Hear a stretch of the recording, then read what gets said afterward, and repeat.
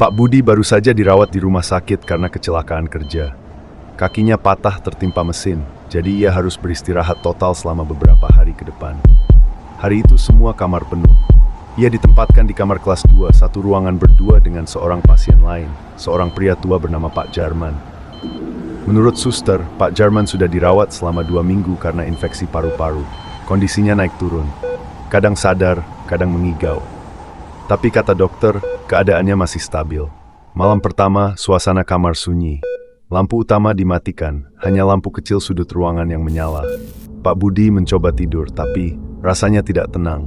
Ada rasa tidak nyaman, seperti ada yang mengawasi dari kejauhan. Tapi ia pikir, mungkin cuma karena suasana baru. Namun ketika jam menunjukkan hampir pukul 2 dini hari, Pak Budi terbangun oleh suara seperti desahan napas yang berat. Bukan dari Pak Jarman, ia menoleh. Pak Jarman tidur membelakangi, tapi di ujung ranjangnya, tepat di bagian kaki, ada sosok berdiri diam, sosok perempuan. Ia mengenakan daster putih lusuh.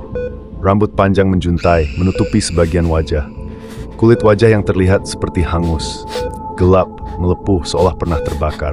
Makhluk itu berdiri diam, tidak bergerak. Lalu perlahan mulai melangkah ke sisi kanan tempat tidur Pak Jarman, seakan ingin membisikkan sesuatu ke telinganya. Pak Budi ingin berteriak, tapi tenggorokannya tercekat. Tubuhnya kaku, tidak bisa bergerak. Ia hanya bisa menatap dengan napas terhenti. Lalu hal yang paling mengerikan terjadi. Pak Jarman membuka matanya perlahan, menatap ke arah sosok itu dan berkata pelan, "Sudah malam ya Bu, jangan lama-lama, saya capek." Seketika sosok itu menghilang. Pak Budi terdiam sampai pagi, tidak bisa tidur. Saat matahari terbit, suster masuk untuk mengganti infus.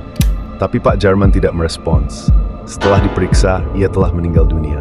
Wajahnya tampak tenang, tapi kedua tangannya mencengkeram selimut dengan sangat kuat, seperti seseorang yang baru saja menahan sesuatu, atau seseorang. "Suster, boleh tanya? Istrinya Pak Jarman masih ada?" Pak Budi bertanya dengan rasa penasaran.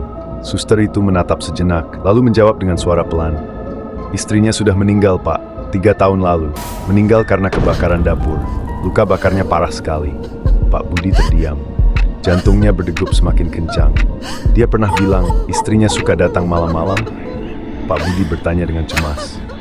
Suster itu tak langsung menjawab. Ia menunduk sebentar lalu berkata pelan, "Kalau pasien udah mulai bilang istri saya datang malam-malam, biasanya nggak lama lagi, Pak."